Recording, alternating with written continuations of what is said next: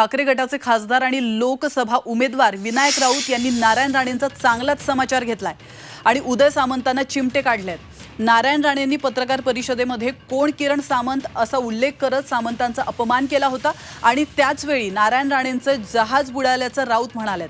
तर 3 वर्षात कोकणामध्ये उद्योग आणणार या राणेंच्या वक्तव्याचा समाचार त्यांनी घेतलाय।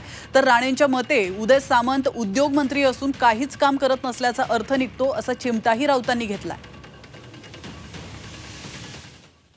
आजपर्यंत किरण सामंत कोण हा किरण सामंत असं तुम्ही आम्ही कधीतरी असं विचारलंय का हो?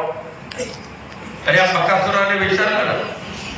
नारायण राणे या प्रेस मध्ये कोण किरण सामंत असे ज्या वेळेला अवमानकारक शब्द उच्चारले ना, त्याच वेळेला नारायण राणे साहेब तुमचं दात बुडालं म्हणजे बुडालं।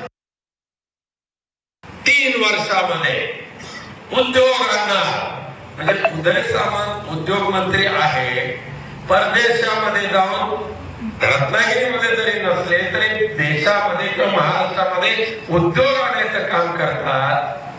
म्हणजे नारायण राणेंच्या या उद्गारामुळे उदय सामंत काही कामच करत नाही असं सिद्ध झालेलं आहे।